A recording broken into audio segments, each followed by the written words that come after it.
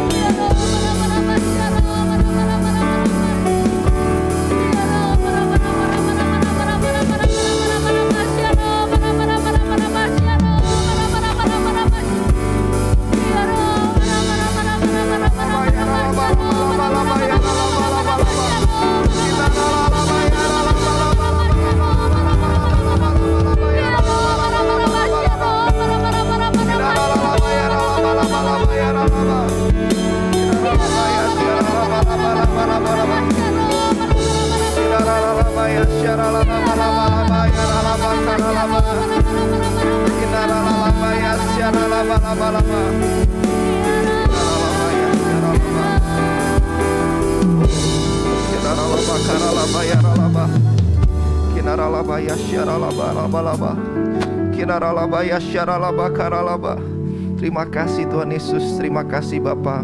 Pagi hari ini Tuhan, kami menyatukan hati kami Tuhan untuk berdoa Tuhan. Kami berterima kasih atas segala penyertaan dan lawatan-Mu pada hidup kami Tuhan. Kami bersatu hati, kami berdoa Tuhan untuk memimpin rohani kami Tuhan. Mulai dari gembala pembina kami Tuhan, Pendeta Insinyur Niko beserta keluarga Tuhan, beserta para wakilnya juga Bapa. Kami juga berdoa Tuhan untuk Gembala CK4 Bapak Pendeta Welera Kauntu. beserta dengan istri dan juga keluarga Tuhan, beserta keluarga dan juga wakil-wakilnya Tuhan, serta semua pengembalaan dari jemaat dan di CK4 Tuhan. Kami serahkan ke dalam tangan-Mu Bapa. Engkau berikan mereka kesehatan Tuhan, dan senantiasa mengurapi dan memakai mereka lebih luar biasa lagi Bapa. Kami juga bersatu hati berdoa Tuhan, menopang gembala kami di tempat ini Tuhan, Bapak Pendeta Immanuel Setopo beserta dengan Ibu Helen, anaknya AH Debbie dan cucunya Abigail Bapak, beserta wakil gembala kami Pak Wisnu, Bu Susi dan juga anaknya Adit Tuhan. Engkau yang selalu lindungi dan sertai Tuhan. Biarlah keluarga ini boleh menjadi teladan bagi kami dan bagi banyak orang. Semakin banyak jiwa-jiwa yang datang Tuhan untuk mencari Engkau Tuhan melalui keluarga ini Tuhan. Engkau pakai mereka lebih heran dan luar biasa lagi. Perluas lagi daerah pelayanannya Tuhan, dan visi misimu atas gereja kami terwujud di dalam nama Tuhan Yesus. Kami juga berdoa Tuhan untuk bangsa negara kami Indonesia Tuhan. Damailah Indonesiaku, damailah Indonesiaku Tuhan. Kami berdoa untuk pemimpin bangsa kami Tuhan, mulai dari presiden, wakil presiden, dan seluruh jajaran pemerintahan yang ada. Engkau pakai mereka Tuhan, untuk mereka memakai hikmat mereka Tuhan dengan takut akan Tuhan. Mereka memerintah bangsa ini Tuhan, dan mereka Tuhan bekerja dengan sehati unity Tuhan, dan jadi kehendak-Mu yang jadi atas Indonesia Bapa.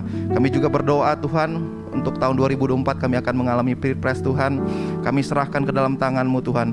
Biarlah presiden yang terpilih adalah presiden yang nasionalis dan toleran Tuhan. Kami percayakan semuanya ke dalam tangan-Mu. Kami juga berdoa Tuhan untuk seluruh lembaga Pentakosta ketiga Tuhan. Biarlah Engkau Tuhan yang selalu menyertai lembaga ini Tuhan, untuk memenangkan jiwa-jiwa Tuhan yang terbesar dan yang terakhir Tuhan. Dan kami juga berdoa untuk generasi Yeremia Tuhan. Kami percaya mereka dengan segenap hati mati-matian cinta akan Engkau Tuhan. Mereka hidup kudus di hadapan-Mu Bapa, dan mereka Tuhan akan menangkan jiwa Tuhan bagi bangsa-bangsa Tuhan. Dan yang terakhir Tuhan, kami berdoa untuk setiap jemaat yang hadir Tuhan. Kami percaya Tuhan, Kau sembuhkan yang sakit, Engkau kuatkan yang lemah, dan Kau hibur yang susah. Terima kasih Tuhan Yesus. Hanya di dalam nama Tuhan Yesus kami berdoa dan mengucap syukur. Haleluya, amin. Puji nama Tuhan. Shalom saudara yang kasih Tuhan. Ada sukacita hari ini, amin. Boleh kasih tos kiri kanannya, katakan Tuhan kita ajaib.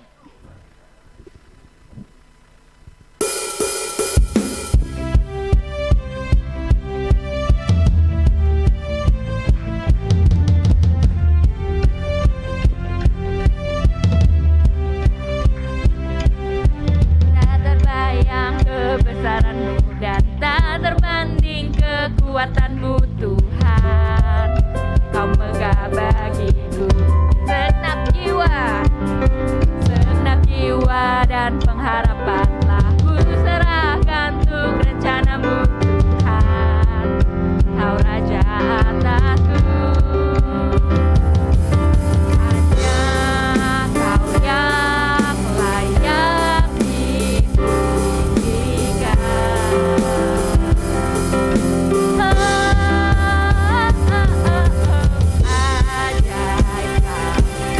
Tuhan, agung dan perkasa.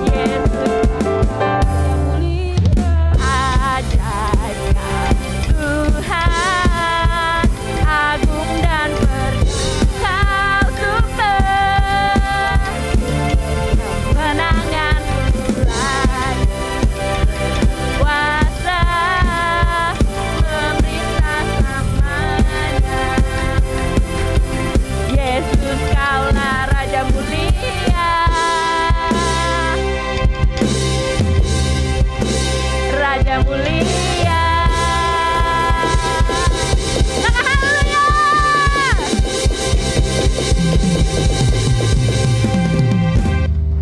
Silakan duduk saudara yang dikasih Tuhan. Kita akan mempersiapkan hati kita untuk mendengarkan firman Tuhan.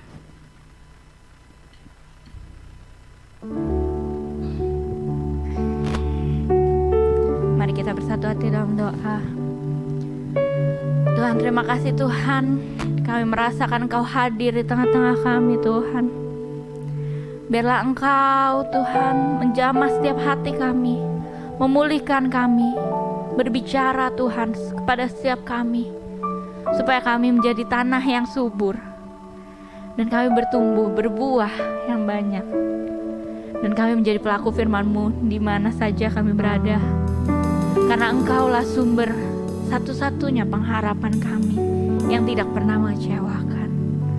Haleluya. Mari kita naikkan pujian ini.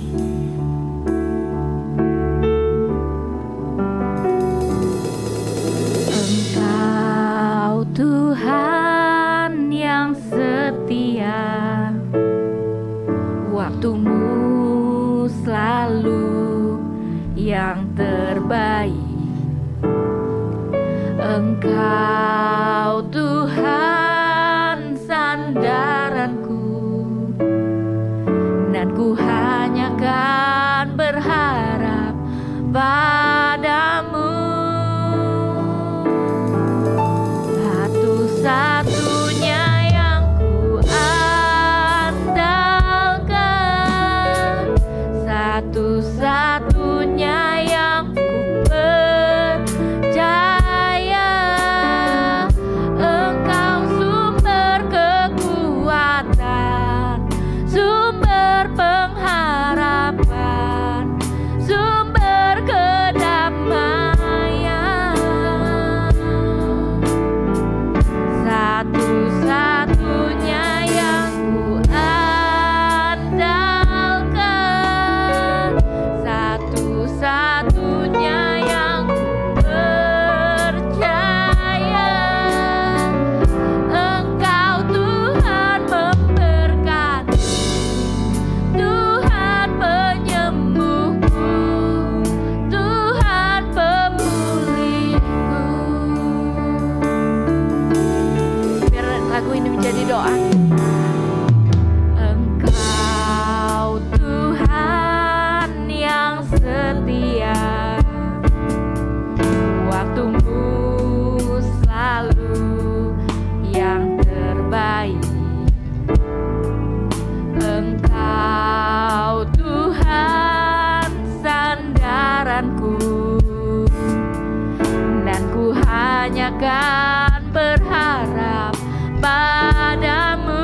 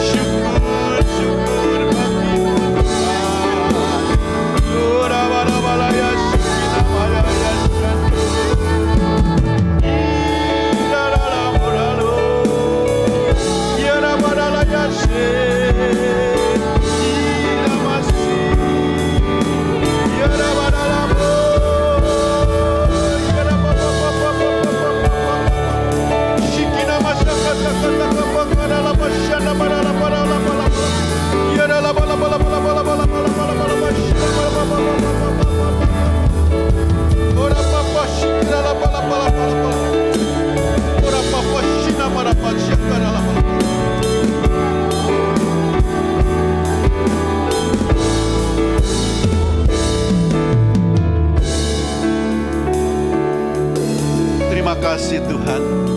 Terima kasih, Kau sungguh baik. Kau sangat baik, Engkau amat baik. Oh, terima kasih Tuhan.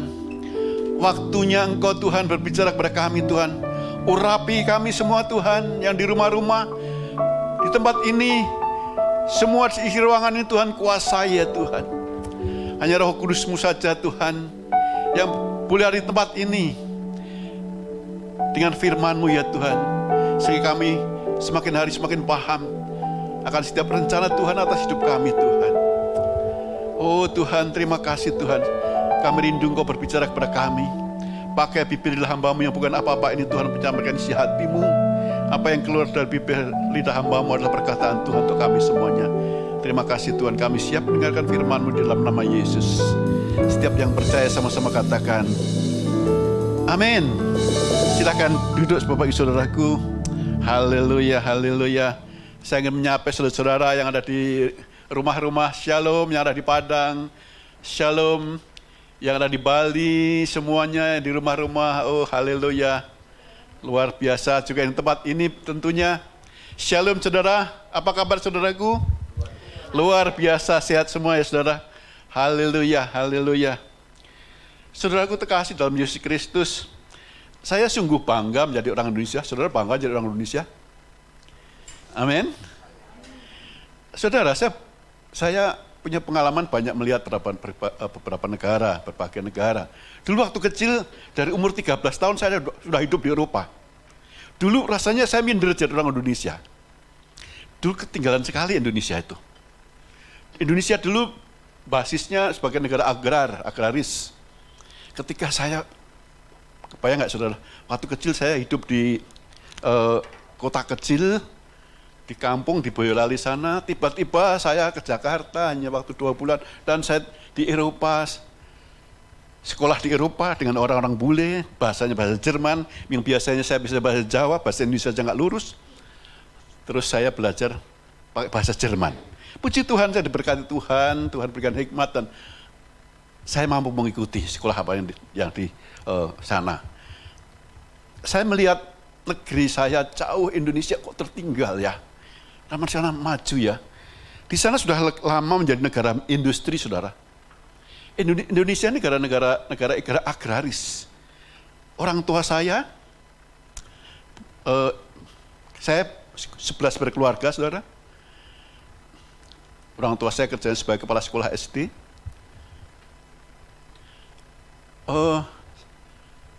Uang itu, peredaran uang itu ketika itu ya sulit ya. Mendapatkan uang cash itu sulit. Tapi puji Tuhan, 11 bersaudara itu orang tua saya cukupkan makan. Kenapa? Halaman rumah saya aja itu luasnya 2000 meter persegi. Kebayang, sekarang kan nggak ada rumah segitu ya. Rumah ditanami semua ada. Orang tua saya masih punya sawah.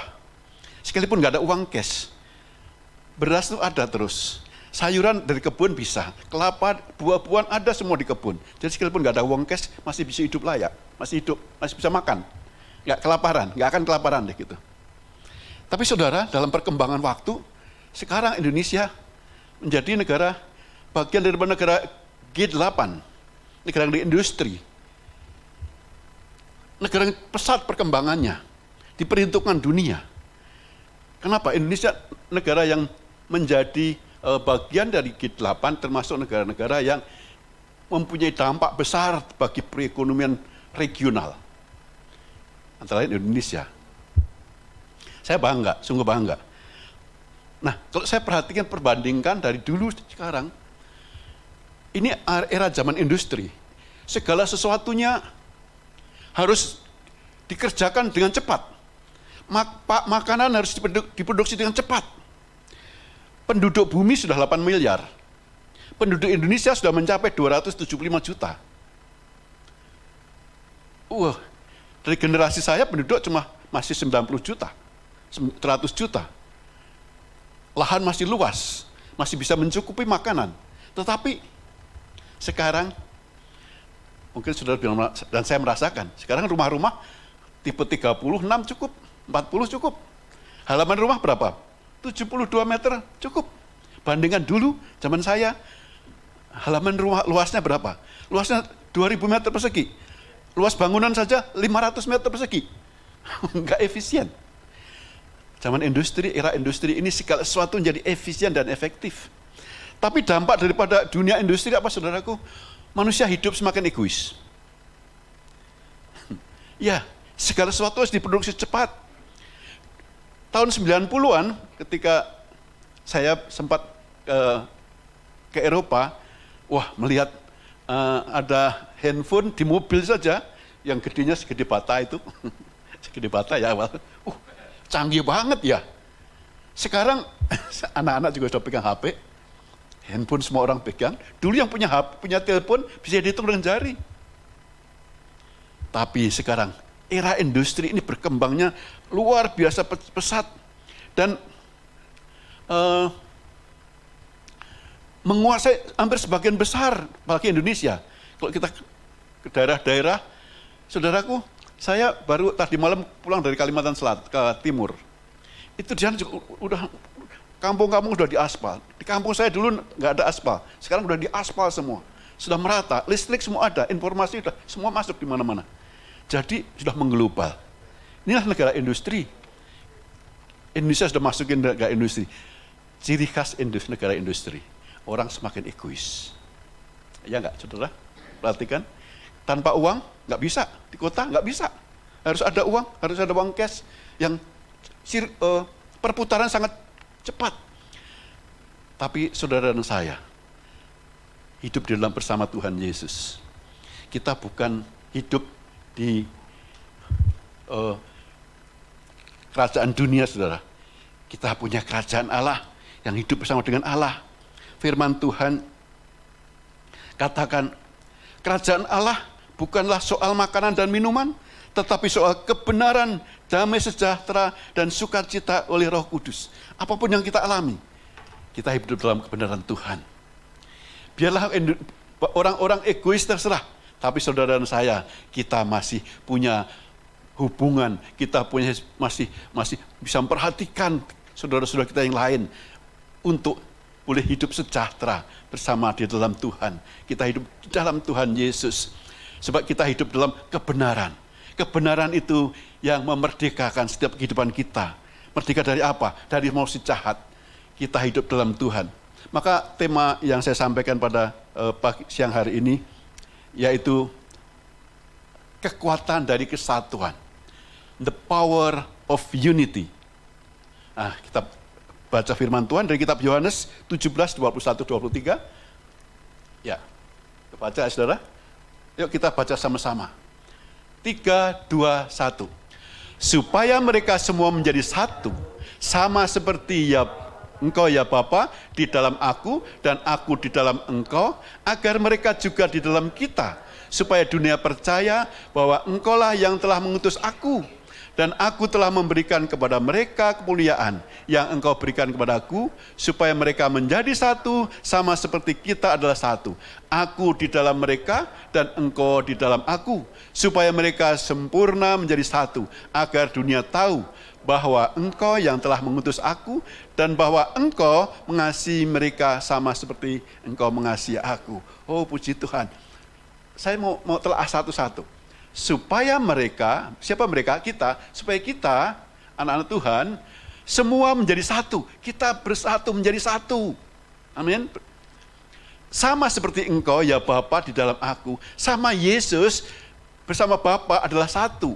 Dan aku di dalam Engkau, Yesus di dalam Bapa, agar mereka juga di dalam kita. Agar kita, saudara dan saya, di dalam sebutkanlah kita huruf besar, di dalam Yesus, di dalam Bapa, supaya dunia supaya percaya bahwa Bapa yang mengutus Tuhan Yesus, dan aku, kata Tuhan Yesus, dan Yesus memberikan kepada kita apa? Kemuliaan yang Bapa berikan kepada Yesus, supaya mereka menjadi satu. Supaya kita satu dengan Yesus. Sama seperti kita adalah satu. Sama seperti Yesus dan Bapa adalah satu. Aku di dalam mereka. Amin. Aku, kata Yesus, di dalam saudara dan saya. Ada amin? Yesus di dalam kita semua yang orang percaya, di dalam mereka, dan engkau di dalam aku, dan Bapa di dalam Yesus, supaya mereka sempurna menjadi satu. Supaya kita, orang-orang percaya, sempurna menjadi satu. Agar dunia tahu bahwa engkau yang telah mengutus aku, agar dunia semua orang tahu bahwa Bapa yang mengutus Tuhan Yesus, bahwa Bapa mengasihi kita semua sama seperti engkau, Bapa mengasihi Tuhan Yesus. Tuhan mau kita ada di dalam Yesus, di dalam Bapa. Saudara, manusia diciptakan segambar dengan Allah sendiri. Manusia jatuh dalam dosa, tapi Allah mengasihi kita semuanya. Dan Allah mau kita semua kembali pada Allah. Kita kembali berdamai dengan Allah. Kita karena sudah jatuh dalam dosa, Allah mau kita rukun dengan Allah lagi. Next. Nah, ini firman Tuhan. Mazmur 133 ayat 1 katakan, nyanyian ziarah Daud, sungguh alangkah baiknya dan indahnya apabila saudara-saudara diam bersama dengan rukun. Kata kunci rukun. Kita, anak-anak Tuhan, hidup rukun. Kita dengan Yesus rukun. Kan banyak orang nggak rukun dengan dirinya sendiri, saudara. Tahu kok gimana nggak rukun dengan sendiri ya? Banyak orang nggak rukun sendiri. Saya pernah mengalami, saudara. Mengalami. Nggak rukun dengan sendiri. Nggak pede dengan diri sendiri. Kok kayak gini tampangku ya? Habis lihat yang ganteng-ganteng gitu, kok tampangku kayak gini ya? Waktu sama orang-orang bule, mereka mancung-mancung, rambutnya bagus-bagus. Ini rambutnya sudah, apalagi sekarang. Oh, puji Tuhan. Memang inilah yang namanya Wisnu kayak gini, yang nggak punya rambut gini, iya kayak gini. Terus waktu itu rambut saya masih banyak. Satu ngaca, rambutku habis ya. Rasanya sampai saya nggak pede, sampai nggak rukun dengan diri sendiri. Waduh, dicat supaya hitam. Saudara, waktu itu saya seperti dapat teguran Tuhan. Wisnu, umurmu baru 50 tahun. Sebentar lagi lebih jelek lagi. Saudara, udah ngucap syukur aja apa yang kita alamin. Saya pernah ngalamin semua, rambut dicat. Pertama dicat, waduh, muda lagi ya. Saya lama-lama, ini rambut makin diatur, gundul aja, wis. Kayak gundul, ya itu Wisnu. Gitu. Haleluya, amin. Banyak orang nggak akur dengan sendiri. Waduh, hidungku kemarin aduh dimancungin dong, dikasih silikon, mancungin dong dagunya, supaya saudara hati-hati. Nanti tambah jelek lagi deh. Jangan deh, nggak usah dikasih gitu-gituan. Nanti sebab silikon itu nanti tambah panjang mukanya. Waktu di silikon aja bagus, tapi habis itu usianya bertambah, dia tambah turun. Kulitnya tambah turun, tambah panjang kayak kuda. Maaf saya katakan itu. Karena tidak damai dengan sendiri, rukun dengan diri sendiri, saudaraku. Tapi Tuhan mengajarkan kita untuk rukun. Kalau rukun, berkat Tuhan akan turun. Rukun dengan diri sendiri, rukun dengan orang lain, saudaraku. Ada unity. Apa sih unity itu? Ada kerukun, ada kesatuan, ada unity itu, saudaraku. Ada kesatuan, persatuan atau gabungan daripada energi 2, 3 atau lebih orang yang bersatu, dan itu menjadi kekuatan yang luar biasa, berkali-kali lipat. Saudaraku, saya dulu kebayang nggak? Itu lokomotif yang gede itu diimpor dari luar negeri kan, diangkat, gimana ngangkatnya? Lokomotif besar, beratnya 30 ton, 50 ton, ngangkatnya pakai seling, saudara. Apa tahu seling? Seling itu kawat yang kecil-kecil dipilin-pilin, terus ada ukuran-ukurannya, kecil, fleksibel, tapi kekuatan luar biasa. Karena apa? Ada kesatuan. Demikian juga manusia. Ketika kita ada kesatuan, ada kerukunan, suami istri rukun, Tuhan berkati menjadi kekuatan luar biasa. Anak-anak diberkati, lingkungan diberkati, semua diberkati. Amin. Ya. Rukun menjadi kekuatan. Allah hadir di sana. Beban yang berat apapun, kalau kita ada kesatuan, Tuhan kita tanggung. Apalagi bersama Tuhan, Tuhan kekuatan baru pada kita semuanya. Kalau saudara sendirian, saudara nggak kuat nanggung, frustrasi. Tidak, ayo kita doa. Kita suami istri berdoa, dengan keluarga, dengan anak berdoa sama-sama. Tuhan akan berkati berlimpah-limpah. Tuhan berikan kekuatan, penyertaan Tuhan sempurna dalam kita.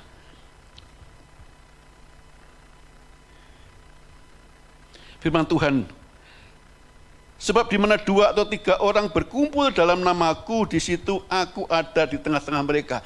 Ketika suami istri bersehati berkumpul, berdoa apa saja. Ketika bersama keluarga, ketika kita bergereja, kita berdoa bersama, Tuhan hadir. Saat ini Tuhan juga hadir. Kalau Tuhan nggak hadir di tempat ini, saya nggak bisa bicara apa-apa. Karena ada Roh Kudus yang menuntun kita bicara. Kita menjadi mengerti di dalam Tuhan. Gimana kita supaya rukun? Supaya kita bisa ada kesatuan. Bisa unity. Unity dimulai dari diri sendiri, dari kita. Tuhan Yesus sudah mulai semuanya. Bukan kamu yang milih aku, tapi aku yang milih kamu. Tuhan Yesus menyerahkan dirinya untuk disalib. Untuk apa? Menebus kita. Saudaraku, saudara mau menerima dia atau tidak, dia sudah menebus. Dia sudah berbuat lebih dulu. Saudara mau rukun, mau sehati, berbuatlah dulu. Berbuat lebih dulu, nanti Tuhan akan kasih. Wah, ya, waktunya cepat. Baik. Yang kedua, rukun terjadi, kesatuan hati terjadi kalau ada rendah hati. Saudara yang belum punya pacar, kalau cari pacar, nggak mungkin saudara bisa dapatin pacar kalau saudara sombong. Ya, yang masih jomblo, jangan sombong. Rendah hati, dengan siapa saja bisa bergaul. Saudara maka akan jadi kesatuan, menjadi rukun, menjadi kesatuan hati. Yang ketiga, membuka pintu bagi Tuhan. Buka pintu, serahkan Tuhan, Tuhan menguasai hidup kita. Serahkan pada Tuhan apa yang ada kita alamin. Kadang-kadang kita sering mengeraskan hati. Saya pernah mengeraskan hati, itu saya nggak menerima Tuhan. Lama menerima. Sampai suatu saat saya harus berserah sama Tuhan. Saya menyerahkan diri pada Tuhan, dan Tuhan ubahkan hidup saya untuk melayani Tuhan. Dan Tuhan ubahkan semuanya. Damai sejahtera, kita hidup dalam kerajaan surga, kerajaan Allah. Kerajaan Allah tadi katakan kebenaran, damai sejahtera karena Roh Kudus. Roh Kudus akan menuntun setiap hidup kita. Dimulai dari kita dulu, rendahkan hati, serahkan pada Tuhan. Saudara, saya akhirnya kesaksian saya dulu relawan menangani kebun binatang. Ada yang sakit, saya tolong, saya bantu. Ada orang hutan infeksi, saya tawarkan, mau saya bantu? Ya Pak, nggak usah mikir bayaran dan sebagainya. Saya menjadi relawan, saya bantu setiap hewan mati, saya sakit, saya bantu. Dan saudara, akhirnya saya diminta oleh wali kota, Pak Wisnu jadi konsultan ya. Setelah saya di tempat itu, kota lain lagi minta, Pak Wisnu minta jadi konsultan, bantu saya. Habis itu WWF minta saya jadi konsultan. Saudaraku, ketika saya mulai mau berbuat sesuatu, Tuhan akan pimpin lebih dan lebih lagi. Dan tadi malam saudara, pas saya baru nyampe dari Kalimantan Timur, saudara saya diundang ke sana untuk apa? Untuk membuatkan kandang gajah. Hanya untuk membuat kandang gajah. Kan gampang ya? Tapi saya diundang ke sana, waduh perjalanannya 12 jam saudara, dari kota Balikpapan. Balik lagi 12 jam. Di sana 2 hari, dan tadi malam baru nyampe. Tuhan, saya diberkati Tuhan luar biasa, melihat hal-hal yang indah di pedalaman sana. Ada karya-karya Tuhan. Dan puji Tuhan, saya bisa melayani sebagian ada di sana. The power of unity. Saudara dan saya akan dipakai Tuhan menjadi kesatuan. Satu, kita harus rukun pada diri sendiri. Rukun bersama dengan sesama. Rukun bersama dengan Tuhan. Tuhan menyertai kita. Tuhan mengurapi kita. Dan dipakai Tuhan menjadi alat Tuhan. Oh haleluya. Oh haleluya. Mari kita renungkan firman Tuhan. Terima kasih Tuhan Yesus untuk firman-Mu hari ini. Tuhan pakai kami Tuhan menjadi alat Tuhan. Oh di mana Tuhan menjadikan kami kesatuan hati ya Tuhan. Ada kekuatan-kekuatan daripada Tuhan yang luar biasa, yang di luar dugaan kami Tuhan. Tuhan akan menyertai setiap langkah kami. Oh Tuhan, apapun permasalahan yang dihadapi oleh jemaat-Mu Tuhan, Tuhan mampu menyelesaikan semua. Sebab ada campur tangan Tuhan, ada kekuatan yang luar biasa ketika kami unity. Kami mengangkat, memuji Engkau Tuhan, Engkau hadir di tengah-tengah kami. Terima kasih Tuhan. Oh Tuhan, terima kasih. Kau meteraikan setiap ini firman Tuhan di dalam hati kami. Dalam nama Yesus, kami berdoa dan mengucap syukur. Haleluya. Amin.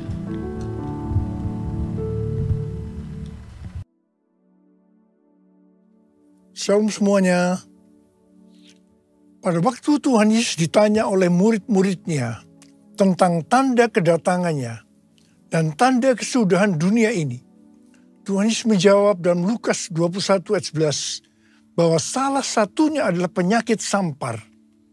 Sampar dapat diartikan sebagai pandemi. Jadi COVID-19 ini adalah salah satu tanda dari kedatangan Tuhan Yesus kembali dan tanda kesudahan dunia ini. Selain itu, Tuhan Yesus menjawab dari Matius 24 ayat 14 yang berkata, dan Injil kerajaan ini akan diberitakan di seluruh dunia menjadi kesaksian bagi semua bangsa. Sesudah itu barulah tiba kesudahannya. Tuhan Yesus pasti datang kembali. Yang percaya katakan amin.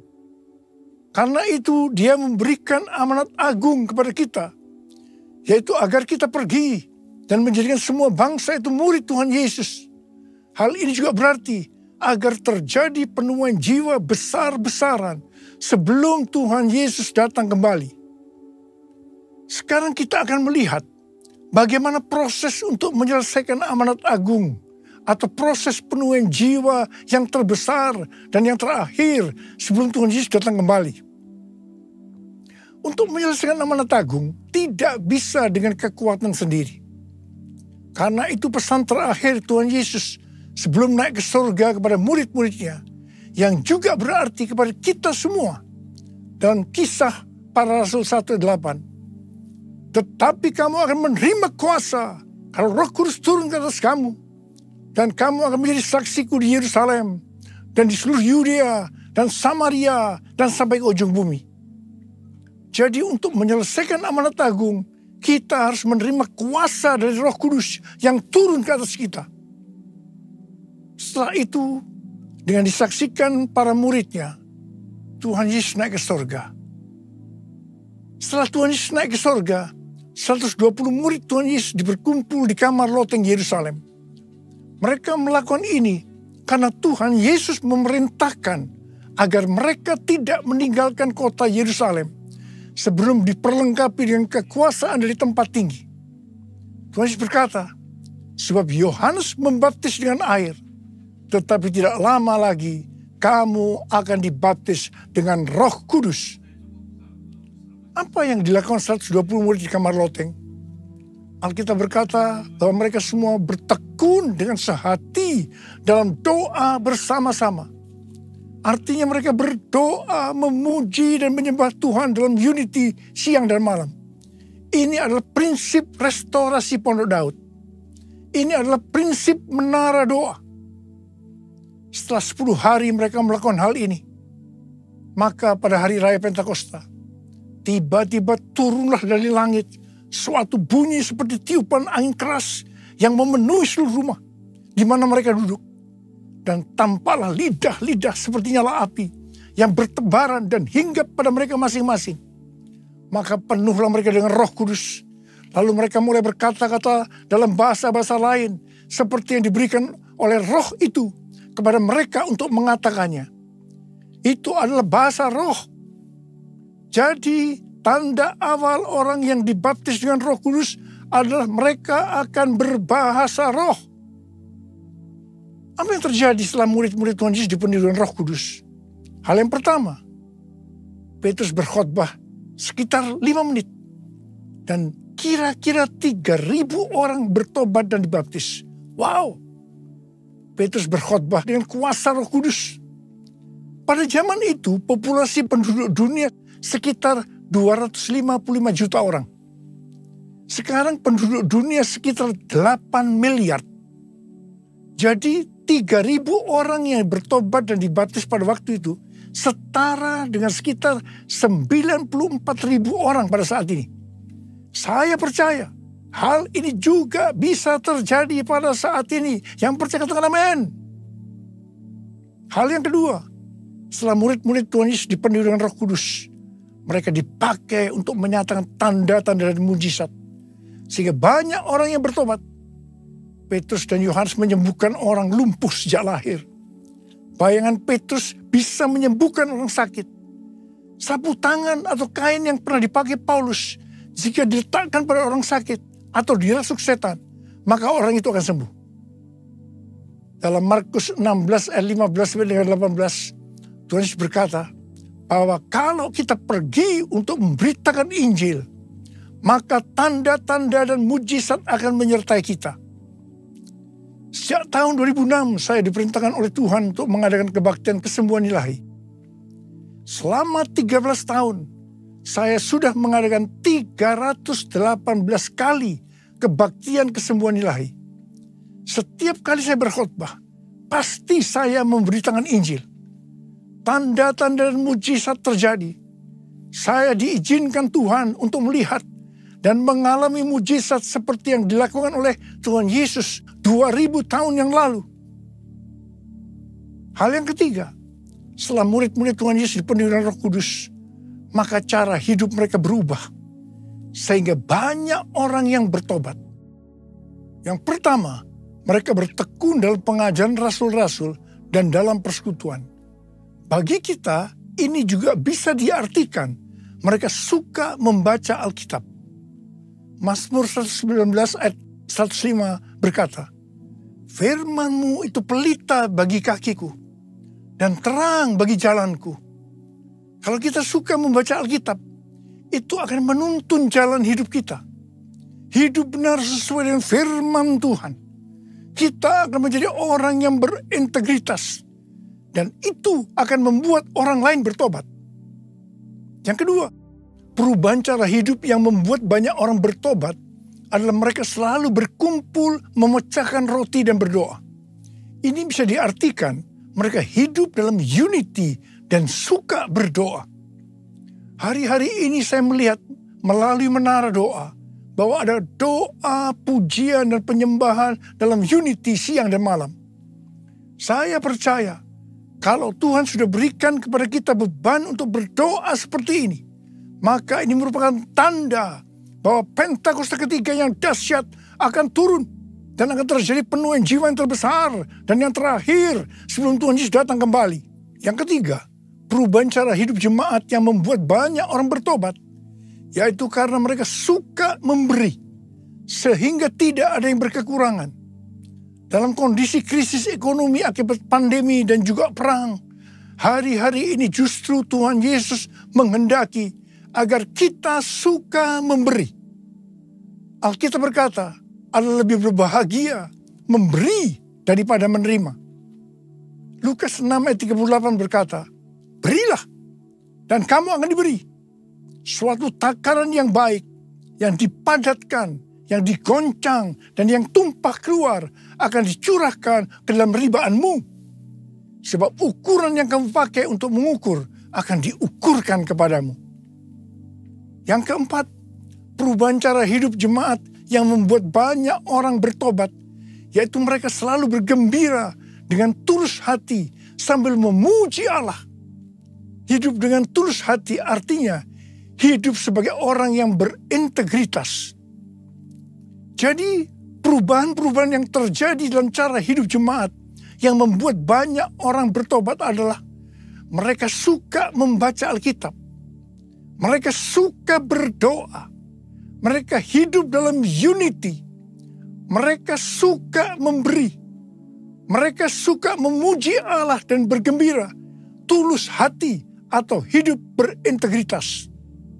Dikatakan bahwa mereka disukai semua orang. Dan tiap-tiap hari jumlah orang yang diselamatkan bertambah. Haleluya! Haleluya! Terpujilah Tuhan. Haleluya! Terpujilah Tuhan. Haleluya!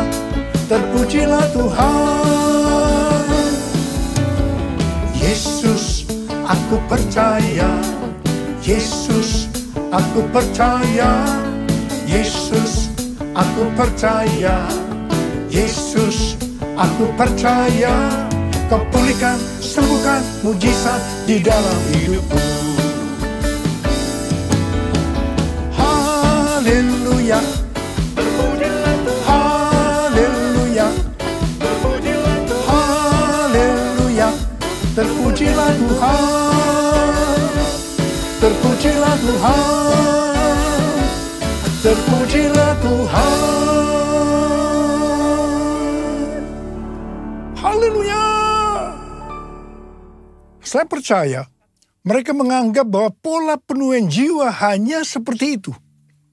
Mereka sebagai orang-orang percaya hidup dalam zona nyaman. Mereka biasa berkumpul dalam unity sambil membaca Alkitab, berdoa, dan memuji Tuhan dengan sukacita. Tidak ada yang berkekurangan. Wow, siapa yang tidak mau menjadi orang Kristen?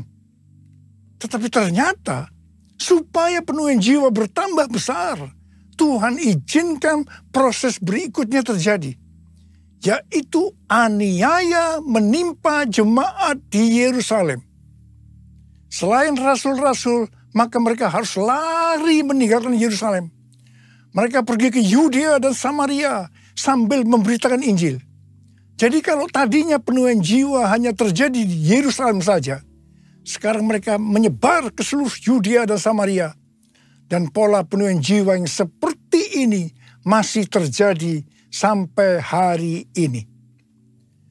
Catatan sejarah gereja selama berabad-abad menunjukkan bahwa semakin gereja ditekan, justru Injil semakin menyebar dan diberitakan kemana-mana. Karena itu Tuhan izinkan hari-hari ini penderitaan, aniaya itu terjadi di antara orang-orang percaya. Supaya terjadi penuaian jiwa yang lebih besar. Saya percaya melalui masa pandemi COVID-19 yang membuat kita tidak nyaman. Banyak mengalami tekanan, ada yang mengalami sakit, bahkan ada yang meninggal. Tapi justru ini akan mempersiapkan penuaian jiwa yang terbesar dan yang terakhir dalam era Pentakosta ketiga ini sebelum Tuhan Yesus datang kembali. Melalui semua ini, mari kita katakan bersama-sama, Tuhan Yesus, Engkau baik, Engkau sungguh baik dan sangat baik. Mari taruh tangan kanan kita di dada kita kepada saya.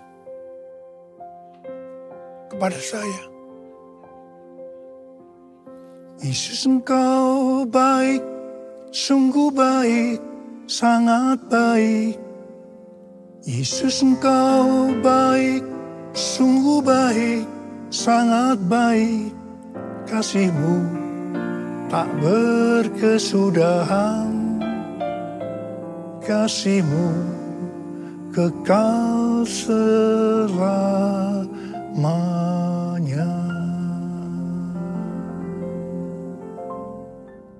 Ternyata pola penuaian yang terjadi di atas belum menyelesaikan rencana Tuhan, karena selain penuaian jiwa harus terjadi di Yerusalem, seluruh Yudea dan Samaria, tetapi juga harus sampai ke ujung bumi.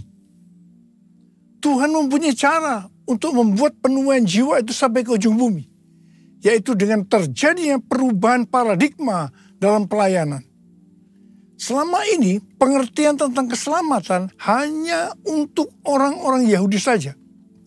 Tetapi melalui peristiwa Kornelius, di mana Petrus diutus oleh Tuhan untuk mendatangi Kornelius yang bukan orang Yahudi, untuk memberitakan jalan keselamatan, akhirnya mereka mengerti bahwa ternyata keselamatan bukan hanya untuk orang-orang Yahudi saja, tetapi untuk semua bangsa.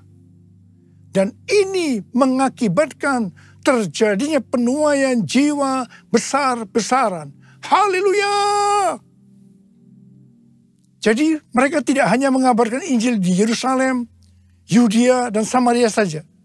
Tetapi sekarang mereka, termasuk kita juga, pergi ke seluruh dunia. Proses perubahan paradigma dalam pelayanan itu tidak mudah. Petrus harus diyakinkan oleh Tuhan. Kalau Tuhan berkata halal, jangan kamu berkata haram. Orang-orang yang bukan Yahudi adalah haram di mata orang Yahudi. Proses itu masih terus berlanjut untuk memberikan pengertian kepada orang-orang Yahudi, golongan bersunat, dan juga orang-orang Farisi yang sudah bertobat.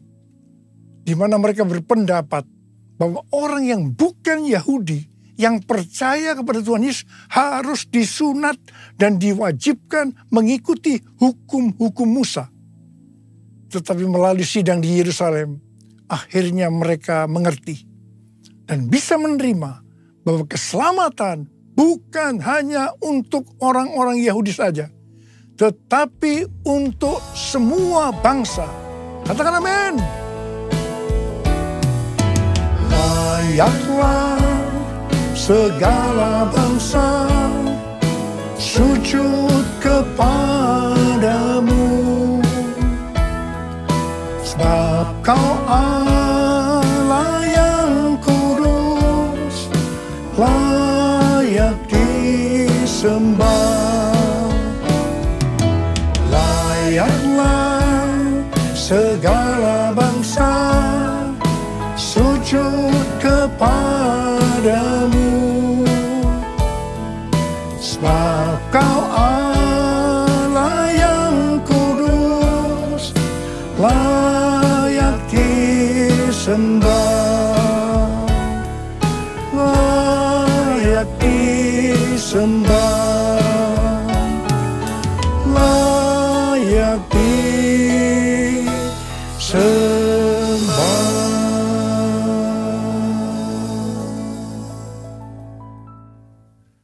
Kita diingatkan bahwa tema tahun 2022 yang lalu adalah tahun paradigma yang baru. Di sini Tuhan mengingatkan bahwa untuk menyelesaikan amanat agung, kita akan dituntun oleh Roh Kudus untuk menggunakan paradigma yang baru atau cara-cara yang baru. Tahun 2023 adalah tahun untuk bangkit dan jadi pemenang. Kita harus lebih peka terhadap tuntunan Tuhan supaya menjadi pemenang. Pada awal pelayanan saya termasuk salah seorang yang dipakai oleh Tuhan untuk melakukan paradigma yang baru dalam pelayanan untuk menyelesaikan amanat agung. Sebagai contoh, dalam hal membuka gereja baru. Dalam hal cara ibadah dengan doa, pujian, dan penyembahan. Dalam hal tempat ibadah yang dilakukan bukan di gedung gereja dan lain-lainnya. Semua itu selalu diawali dengan pro dan kontra. Sama dengan yang terjadi pada waktu zaman kisah para rasul tadi. Pada tahun 2009, Tuhan berbicara kepada saya bahwa Tuhan akan mencurahkan Roh Kudus sehingga akan terjadi pencurahan Roh Kudus yang dahsyat. Pada saat Roh Kudus dicurahkan, akan terjadi peristiwa seperti yang terdapat dalam Yoel 2 ayat 28 sampai dengan 32. Di sini disebutkan bahwa pada saat Roh Kudus dicurahkan akan ada 3 tanda yang terjadi. Tanda pertama sesuai dengan Yoel 2 ayat 28 dan 29 bahwa anak-anak, pemuda, dan orang tua akan dipakai oleh Tuhan secara luar biasa. Amin. Tanda yang kedua sesuai dengan Yoel 2 ayat 30 maka akan terjadi mujizat yang luar biasa. Tanda ketiga, sesuai dengan Yoel 2 ayat 31, maka akan terjadi goncangan-goncangan yang dahsyat.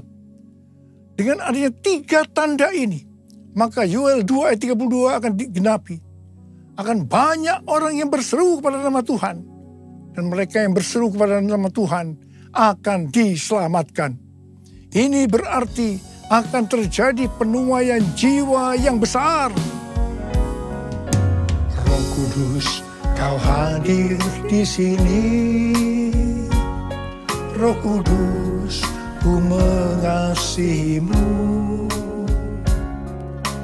Kau lembut, kau manis, kaulah penghiburku, penolongku, diutus Bapakku. Buka hati untuk Roh Tuhan. Ku buka hati menyembah-Mu Yesus. Jamahlah kami, penuhi kami dengan kuasa Allah Maha Tinggi. Dengan kuasa Allah Maha Tinggi. Dengan kuasa Allah Maha Tinggi. Sejak tahun 2009, hampir di setiap khotbah, saya selalu mengingatkan tentang goncangan-goncangan ini. Dan ini terjadi hampir sekitar 10 tahun. Siapa mengira bahwa yang disebut dengan goncangan ini adalah pandemi COVID-19 di mana di Indonesia dimulai pada tanggal 2 Maret 2020. Kita melihat selama ini bahwa dengan adanya pandemi COVID-19 ini telah terjadi perubahan paradigma dalam pelayanan. Pelayanan secara online terbukti merupakan alat untuk mempercepat penyelesaian amanat agung, yaitu dengan semakin cepat dan banyaknya orang yang mendengar dan mengenal Injil Kerajaan Allah. Pada tanggal 8 Februari 2023, dimulainya kebangunan rohani di Asbury University, Kentucky. Yang mereka lakukan adalah berdoa, memuji, dan menyembah Tuhan dalam unity siang dan malam. Ini adalah prinsip restorasi Pondok Daud. Ini adalah prinsip menara doa. Kebangunan rohani ini menyebar ke kampus-kampus lain di Amerika Serikat, seperti di Lee University, Oral Roberts University, dan lain-lain. Berita kebangunan rohani melanda ke seluruh dunia. Revival di Asbury University ini merupakan bagian dari penggenapan Pentakosta ketiga, di mana Tuhan melawat generasi Yeremia, yaitu anak-anak muda yang dipenuhi Roh Kudus, cinta mati-matian kepada Tuhan Yesus, tidak kompromi terhadap dosa, dan akan memenangkan banyak jiwa.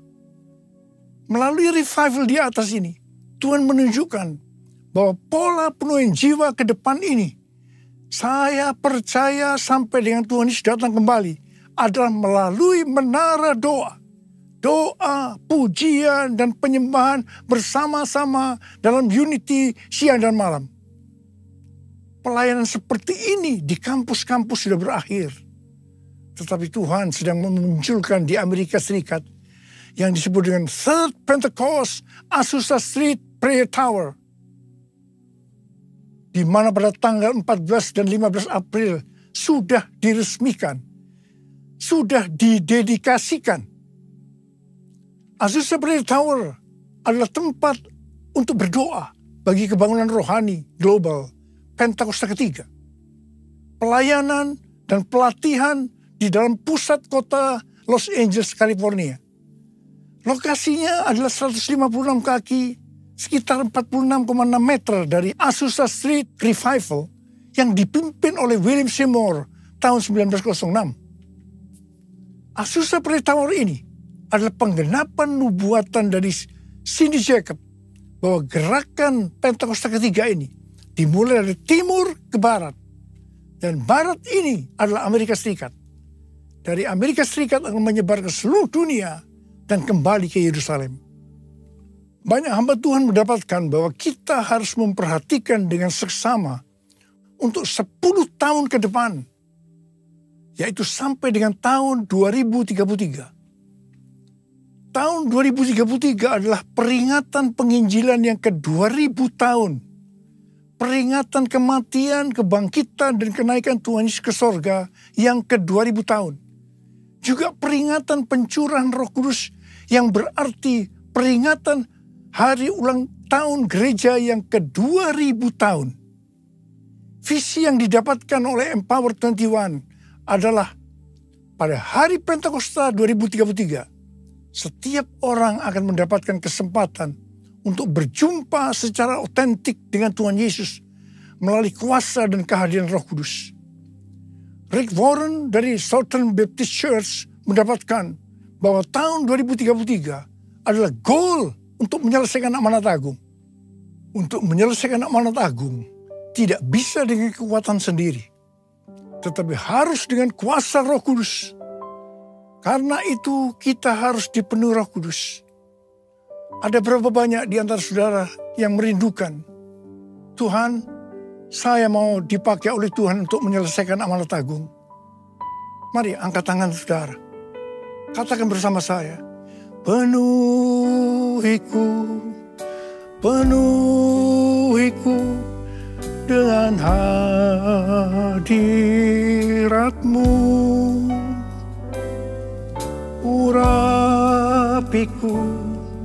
urapiku dengan minyak kudus-Mu. Katakan sekali lagi.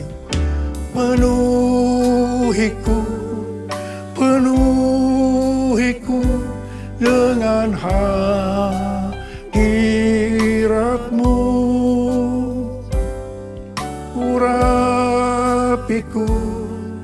Urapiku dengan minyak kudus-Mu. Uriala masyara barakana marabarakana marabala. Uriala la la la bala bala bala bala bala bala bala bala. Uriala la la la bala bala bala bala. Penuhi kami dengan Roh-Mu Tuhan. Penuhi kami, urapi kami Tuhan. Urapi kami, berikan kami kuasa Roh Kudus untuk menyelesaikan amanat agung Tuhan Yesus. Terima.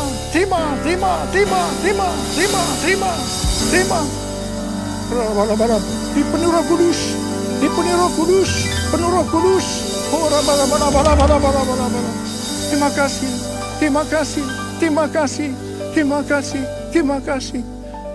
Terima kasih Aba.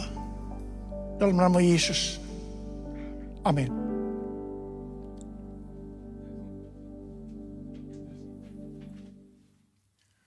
Mari saudara-saudara semua, kita akan masuk dalam perjamuan kudus. Kita akan mengingat ayat ini. Sebab setiap kali kamu makan roti ini dan minum cawan ini, kamu memberitakan kematian Tuhan sampai Ia datang. Perjamuan kudus adalah perjamuan Tuhan Yesus sendiri. Setiap kali kita masuk dalam perjamuan kudus, Tuhan Yesus selalu berkata pada kita, biarlah ini menjadi peringatan akan aku. Karena itu, mari arahkan hati kita kepada kebaikan Tuhan. Kita akan mengingat kebaikan Tuhan. Mari turunkan kepala. Bapa, siapakah kami sebelum kami mengenal Engkau? Kami semua orang berdosa. Upah dosa adalah maut, mati. Tempatnya di neraka. Tapi Engkau yang tidak berdosa telah dijadikan dosa oleh karena kami. Engkau harus turun dari surga mulia. Mati ganti kami dengan penderitaan yang luar biasa. Sungguh kalau kami pikirkan ya Tuhan, betapa baiknya Engkau itu. Engkau jadikan kami sebagai anak-anak-Mu. Engkau berkati, Engkau tuntun, Engkau bela, Engkau sembuhkan kami. Engkau penuhi kami dengan Roh-Mu. Terima kasih Bapa. Engkau juga tegur kalau kami salah ya Tuhan. Engkau hajar kami. Itu Engkau ya Aba. Itu Engkau ya Aba. Tuhan akan memberkati kita semua melalui perjamuan kudus. Tapi Tuhan mau kita makan dan minum dengan cara yang benar. Karena itu masing-masing berdoa. Introspeksi, lihat keadaan dirimu masing-masing. Jangan menyimpan dosa. Kalau ada dosa yang Tuhan ingatkan saat ini, langsung minta ampun. Minta ampun. Supaya kita diberkati, oleh Tuhan. Ampuni ya Tuhan. Ampuni anak-anak-Mu semua. Ampuni kami semua ya Tuhan. Ampuni. Bapa layakkan kami untuk masuk dalam perjamuan kudus. Kami akan masuk dalam perjamuan kudus dengan hati yang penuh dengan ucapan syukur. Dalam nama Yesus kami berdoa. Amin.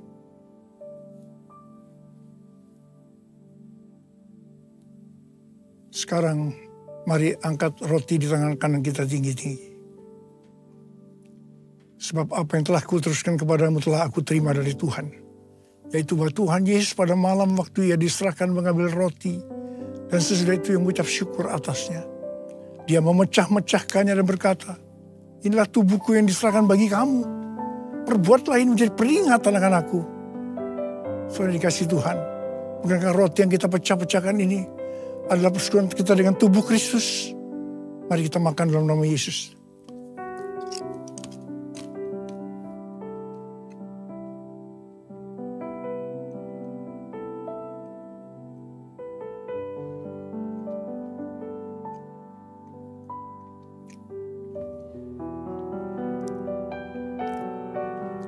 Angkat cawan di tangan kanan kita tinggi-tinggi. Demikian juga ia mengambil cawan sesudah makan lalu berkata, cawan ini adalah perjanjian baru yang dimeteraikan oleh darahku. Perbuatlah ini setiap kali kamu meminumnya menjadi peringatan akan aku. Saudara yang kasih Tuhan, bukankah cawan pengucapan syukur yang atasnya kita ucapkan syukur adalah persekutuan kita dengan darah Yesus? Mari kita minum dalam nama Yesus.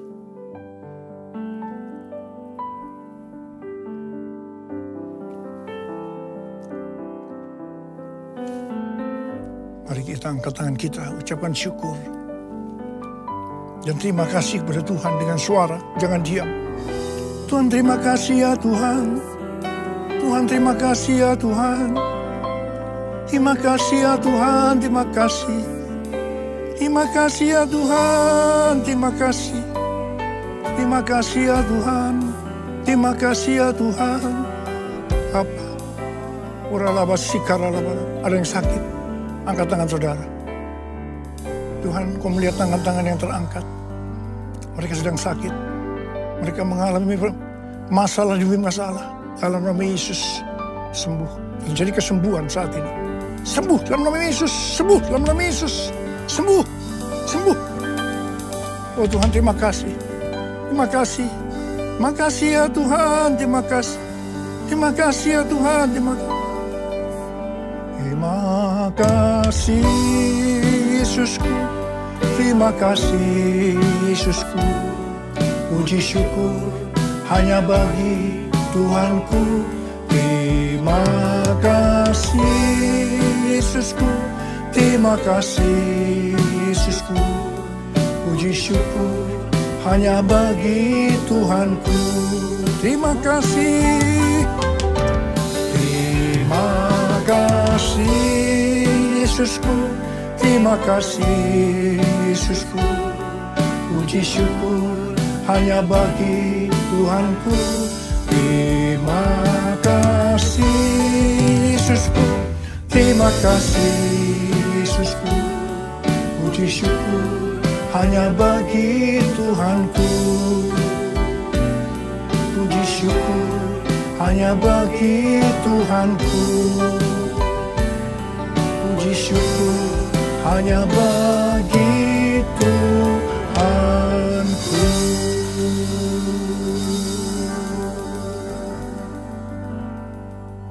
Terimalah berkat Tuhan. Kasih karunia berlimpah-limpah daripada Allah Bapa dalam Anaknya yang tunggal Yesus Kristus. Persekutuan yang manis dengan Roh Kudus menyertai saudara sekalian mulai hari ini. Sampai Tuhan Yesus datang menjemput kita di awan-awan dan bahkan sampai selama-lamanya. Yang percaya bersama-sama katakan, amin. Mari bersama-sama perkatakan iman dalam Mazmur 91. Dalam lindungan Allah. Orang yang duduk dalam lindungan yang maha tinggi dan bermalam dalam naungan yang maha kuasa akan berkata kepada Tuhan, tempat pelindunganku dan kubu pertahananku, Allahku yang kupercayai. Sungguh Tuhanlah yang akan melepaskan aku dari jerat penangkap burung, dari penyakit sampar yang busuk. Dengan kepaknya Tuhan akan menundungi aku, di bawah sayapnya aku akan berlindung. Kesetiaannya ialah perisai dan pagar tembok. Aku tak usah takut terhadap kedahsyatan malam, terhadap panah yang terbang di waktu siang, terhadap penyakit sampar yang berjalan di dalam gelap, terhadap penyakit menular yang mengamuk di waktu petang. Walau 1000 orang rebah di sisiku dan 10.000 di sebelah kananku, tetapi itu tidak akan menimpa aku. Aku hanya menontonnya dengan mataku sendiri dan melihat pembalasan terhadap orang-orang fasik. Sebab Tuhan ialah tempat perlindunganku, yang maha tinggi telah kubuat tempat perteduhanku. Malapetaka tidak akan menimpa aku, dan tulah tidak akan mendekat kepada kemahku. Sebab malaikat-malaikatnya akan diperintahkannya kepadaku untuk menjaga aku di segala jalanku. Mereka akan menatang aku di atas tangannya, supaya kakiku jangan terantuk kepada batu.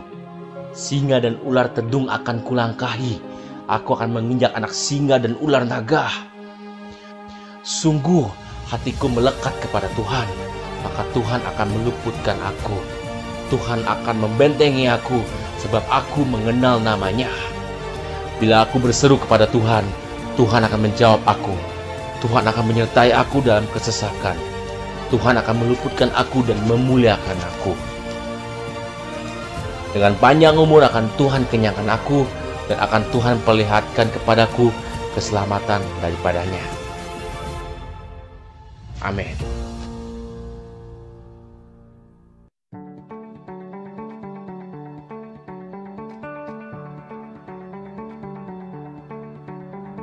Apa yang dimaksud dengan Pentakosta ketiga? 1. Pentakosta ketiga adalah pencurahan Roh Kudus yang dahsyat di zaman ini melebihi yang terjadi di Azusa Street. 2. Pentakosta ketiga akan mengakibatkan penuaian jiwa yang terbesar dan yang terakhir sebelum Tuhan Yesus datang kembali. 3. Pentakosta ketiga akan membangkitkan generasi Yeremia, yaitu anak-anak muda yang dipenuhi Roh Kudus, cinta mati-matian kepada Tuhan Yesus, tidak kompromi terhadap dosa, dan akan bergerak untuk memenangkan jiwa. 4. Pentakosta ketiga lahir di Indonesia dan bergerak ke bangsa-bangsa. Gerakan ini dari timur ke barat dan akan kembali ke Yerusalem. 5. Pentakosta ketiga akan memberikan kuasa untuk menyelesaikan amanat agung, dan setelah itu Tuhan Yesus datang kembali. Amin.